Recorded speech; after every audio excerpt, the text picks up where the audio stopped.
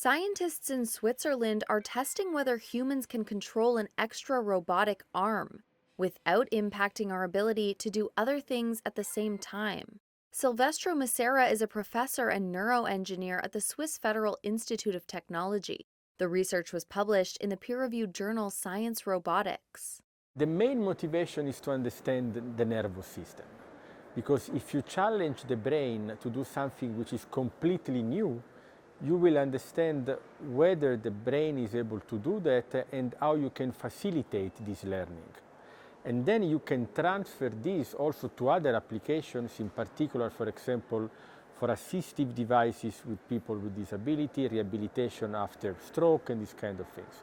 The researchers devised a system where someone wearing virtual reality goggles sees 3 arms, with the extra limb looking a little different to limit natural association. Volunteers held onto an exoskeleton which controlled the virtual left and right arms, while movement detected by a belt around their waist measured their breathing and controlled the middle arm. Giulia Dominigiani is a PhD student. In particular, we use this environment to test our gaze respiration based control interface.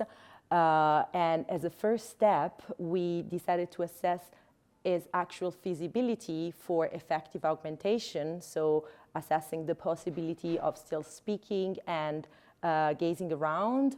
The researchers also tested breathing control with a real robotic arm strapped to the user's chest that extends in and out with the diaphragm.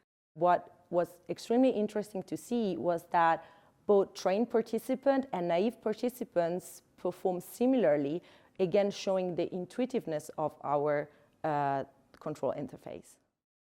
Though it wasn't published in the study, senior scientist Sulaiman Shakur says the team also discovered that people could be trained to control a computer mouse with the muscles we don't really use anymore. So these muscles that we have in our body, but through evolution we have lost their functionality.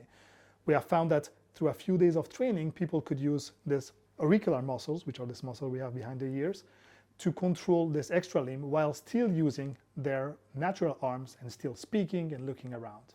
The study is part of a Swiss National Science Foundation project to develop a wearable robotic arm to assist in daily tasks or to help in search and rescue.